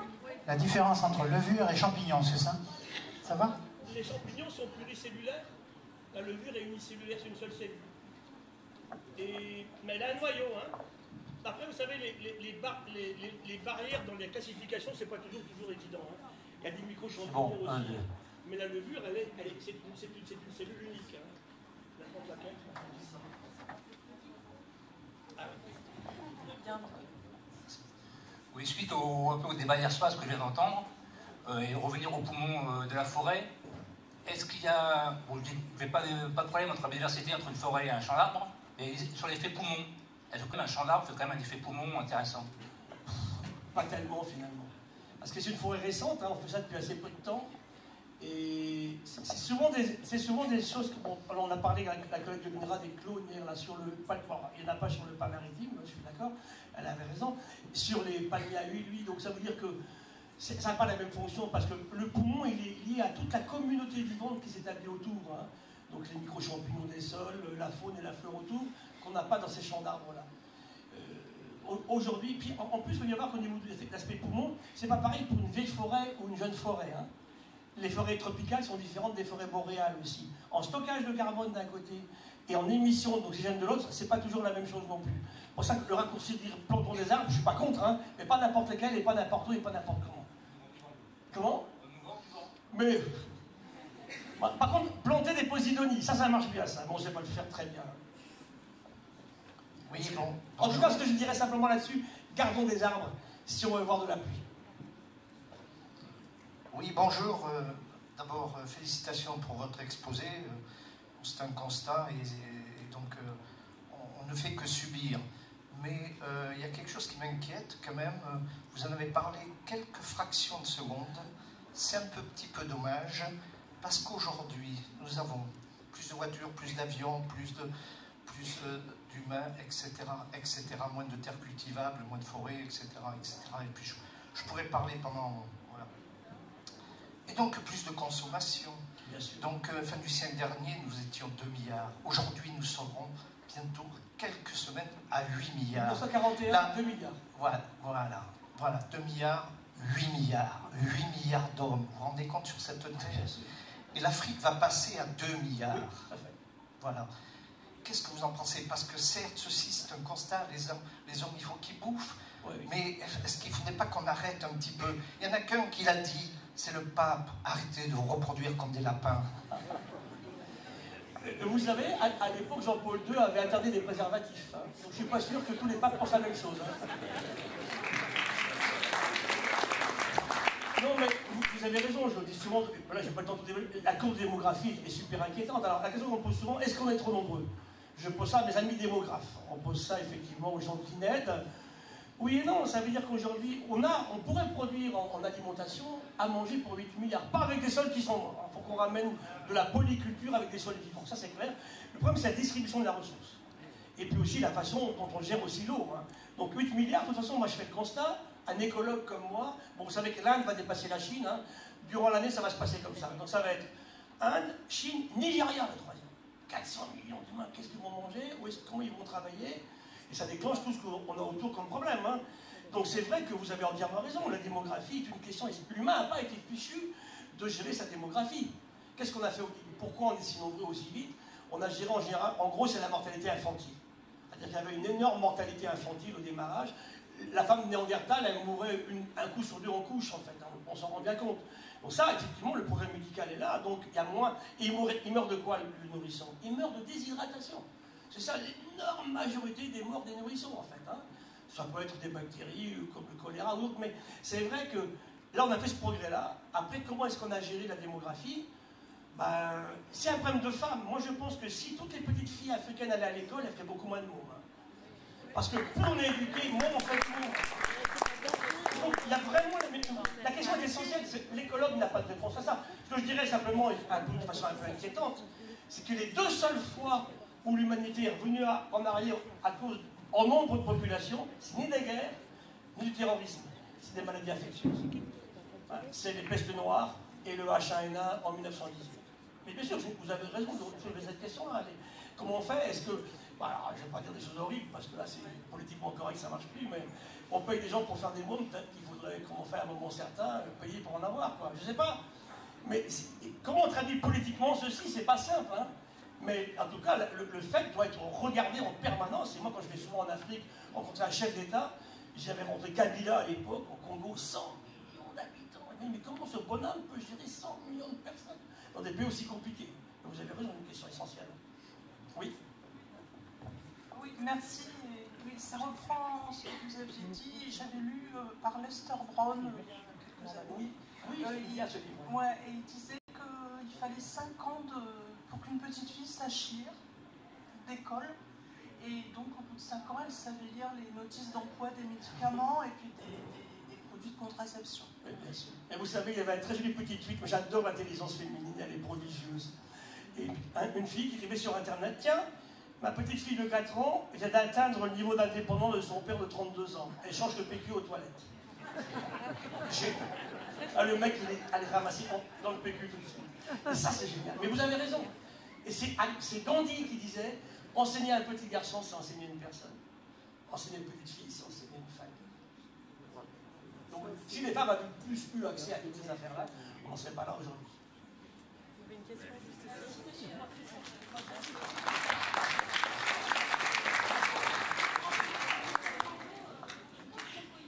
Il y avait une question juste ici. Une question juste ici, allez-y. Oui, oui. On va repartir, on parlera, on va prendre la question. Juste en 2 mots. Sur les alors la question c'était sur les bassines. Les bassines. Alors, je ne suis pas contre les retenues d'eau modérées. Les retenues collinaires dans les Pyrénées, ça peut fonctionner. Parce que l'autre en altitude, il ne va pas trop hyper chauffer. Des bassines aussi gigantesques alimentées sur la nappe, c'est pas possible. Il ne faut pas les alimenter sur la nappe phréatique. Or aujourd'hui, vu les débits des rivières, la Garonne est au tiers de son débit, le Rhône à la moitié, je ne sais pas comment on va les remplir. Donc il y a une vraie question qui est posée. Et la seconde question soulevée par les écologistes, que je comprends parfaitement, c'est qu'on instrumente un système pour quelques-uns au milieu de tout un monde qui a besoin autant d'eau que le reste. Hein. Donc pour moi, c'est très clair. Hein. Si l'hydrogéologue vous dit qu'il y a un endroit où on peut faire des retenues d'eau, je ne parle pas de ces méga bassines, on est bien d'accord, c'est trop grand, puis ça va s'évaporer, ça va trop chauffer. Hein. En plus, ils auront une pathologie là-dedans, vous allez voir. Le tigre, il va être ravi. Hein. Il a gagné 22 départements de moustique tigre l'an dernier, 50 cas de dingue endémique en France, on n'avait jamais vu ça. Hein. C'était maille tropicale. Hein. Donc, gardons de la raison. Mais pas alimenter sur la frette, ça c'est sûr. Entendu quand vous dites ça, parce que c'est des arguments très rationnels, très scientifiques. Écoutez, je passe mon temps à dire des choses. Alors, je ne passe pas dans le désert quand même, parce que... Mais il y a 15 ans, on avait Gilles Bosch, c'était sympa, il racontait des belles histoires, c'était bien, on rigolait un coup. On verra demain. Maintenant, ils ne peuvent plus me dire ça. Ils ne peuvent pas dire on verra demain. Quand on a vu la tête des maïs et des tournesols le 31 août 2022, donc les gens de bonne volonté, en fait... Mais par contre, il faut s'entourer d'avis scientifiques. Moi, à mon avis, le personnage en Nouvelle-Aquitaine le mieux capable de gérer ces questions-là, il s'appelle Alain Dupuis. C'est un hydrogéologue qui a fait sa thèse justement sur la région où sont installées les bassines, hein, et qui vous rappelle très bien les débits des fleuves avec le niveau de la nappe phréatique. Hein. Donc là, écoutez, si après on n'est pas écouté... Après, vous savez, le scientifique, il est consultatif. Hein, c'est pas lui qui décide. Il faut un monde politique qui décide. Bon, s'il écoutait un peu plus souvent les scientifiques, ça serait quand même un petit peu mieux, on est bien d'accord. Moi, je voulais juste faire une petite question, c'est par rapport à la consommation des énergies fossiles. Oui. Parce que j'ai vu une petite vidéo il n'y a pas longtemps où il disait 1820, l'espérance de vie était de 26 ans. Aujourd'hui, c'est 70-80 ans. Ouais. Et tout ça uniquement grâce à la consommation d'énergie fossile. Ouais. On a gagné 35 ans d'espérance de vie. Le problème à côté, c'est qu'on a multiplié les humains par 8, on vient de le dire. Hein. Ça, c'est un problème, ça. 35 ans d'espérance de vie gagnée, multiplié par 8 les humains. Bon. Mais encore une fois, quand les types ont inventé l'énergie fossile, quand on a fait les premières machines à vapeur, ils ne se sont pas posé la question. Le premier qui va se la poser, c'est Arrhenius, un prix Nobel, 100 ans après, qui va dire, mais est-ce que c'est si bien de brûler, de faire la combustion de ces énergies fossiles et de les rejeter dans le système? À l'époque, je comprends qu'ils ne se sont pas préoccupés, parce que c'était quand même très limité. Aujourd'hui, c'est encore une fois la démesure qui nous pose problème. Parce qu'il faut être très clair, hein, je vais être très clair, hein, avec mon ami Valérie Masson-Delmotte, si on veut rester en dessous des 2 degrés, il faut laisser là où ils sont aujourd'hui 80% des gisements de pétrole qui existent. Voilà, c'est tout. Et de charbon aussi. Hein. Voilà, où on fait pas. Hein. Alors qu'on ait gagné 35 ans d'espérance de vie, c'est bien. Multiplier les humains par 8, on est dans une opulence non réfléchie. Et c'est le problème de halte à la croissance. Relisez le rapport Meadows de 72, hein, écrit par Madame et Monsieur Meadows. On parle de lui, mais c'est sa femme qui a fait le travail surtout. Hein, où ils disent halte à la croissance. Le rapport du Club de Rome. Hein. Quand vous le relisez maintenant, je l'ai relu il y a quelques semaines, c'est incroyablement d'actualité. Donc, encore une fois, je comprends moi à l'époque pourquoi on est parti là-dessus, mais par exemple, aujourd'hui, on me demande mon avis sur le projet Neom, allez voir ce que c'est. Une ville aéroport de 75 km de long en Arabie Saoudite à la frontière de la Jordanie. Où est-ce qu'ils vont trouver leur flotte? Dessaler la mer Rouge, il faut rigoler. Dessaler de l'eau de mer pour boire de l'eau, à la limite, ça peut s'entendre. Bon, qu'est-ce qu'on fait des saumures après? La mer Rouge est hyper salée. Et comment on alimente une ville de 9 millions d'habitants? C'est des mesures-là. On a été quand même capables, les humains, de refroidir des stades pour jouer au football. Il faut quand même le faire. Quoi. Donc voilà, c'est cette démesure-là, en fait, que je combats aujourd'hui, moi, très simplement. Hein. Et le pétrole a servi à une époque. Aujourd'hui, ben, il faut qu'on s'en passe. Mais je ne suis pas un technophile, n'empêche qu'on va trouver de nouvelles choses. Alors, est-ce que ça va être quoi? Je ne suis pas convaincu non plus, je vais vous rassurer, qu'il faut construire aujourd'hui 80 millions de véhicules électriques. Hein. je ne sais pas comment on va faire les batteries. On va chez nous le lithium. Comment on va y expliquer? Le nucléaire, on me donne souvent mon avis. Moi, gamin, en Bretagne, on était contre, parce que c'était à la pointe bretonne. J'ai 1 mètre carré de GFA foncier agricole de Plomoguer et 1 mètre carré de Plogoff. On a acheté pour que EDF ne puisse pas exproprier les gens. On s'est battu. Bah, les Bretons ont besoin d'énergie. Le drame des Bretons en ce moment, c'est qu'eux, en plus, ils n'ont pas de nappe phréatique. Hein. Ils n'ont pas d'eau aujourd'hui. Donc les éoliennes en mer, bon... Alors, en plus, ce que je ne comprends pas, c'est qu'on est contre tout. On ne veut pas d'éoliennes, on ne veut pas de panneaux solaires, on passe en train nucléaire. Dans ce cas-là, on arrête au téléphone portable et puis on fait autre chose. Comment est-ce qu'on arrive à retrouver cette harmonie dans la pluralité, dans la transversalité? Et donc, pour revenir à l'énergie que vous évoquez là, je crois qu'il faut qu'on ait des mix. On ne peut pas chauffer Brest comme on va chauffer Annecy ou comme on va chauffer Marseille. Hein. Les différences d'altitude de lac dans les Alpes, on peut faire des choses fantastiques. Aujourd'hui, on sait faire un bâtiment qu'on n'a ni à chauffer, ni à refroidir. Alors allons-y. La loi ZAN, en ce moment, zéro artificialisation nette. Comment on la met en exergue? Je suis allé au Sénat l'autre jour, je me suis accroché, parce qu'on sera là en 2021. Ils sont en train de tellement détricoter la loi que ça ne marchera pas. Chacun aura sa dérogation. Par ailleurs, je reconnais une chose qui est catastrophique, cette fameuse loi-là, c'est que les gens qui ont été vertueux jusque-là sont pénalisés par rapport à ceux qui ont fait tout et n'importe quoi. Et puis il faut que les régions aussi soient plus indépendantes. L'État français ne peut pas gérer tout ça complètement. Hein. Là, l'échelle régionale est fondamentale. Il faut qu'on se batte tous ensemble. Et de quoi a-t-on envie demain? Hein? L'avion, je reviens à l'avion. Écoutez, on se paye un beau voyage avec le copain et la copine tous les 2 ans, mais on ne va pas toutes les semaines dans sa maison de vacances en Grèce ou bien en Égypte. C'est pas possible, ça.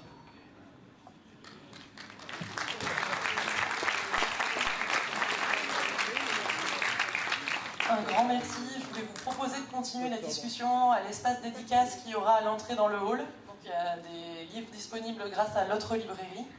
Un grand merci GDF d'avoir échangé avec nous et d'avoir pris ce temps.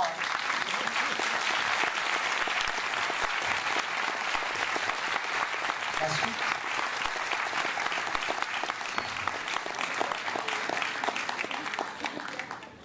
Donc à la salle des fêtes, le prochain programme, il y a à 17h30, justement, quel avenir pour nos forêts. Donc c'est vraiment aussi dans la continuité des réflexions qu'on a abordées lors de cette conférence. Donc rendez-vous à 17h30, Ici, de nouveau, ici.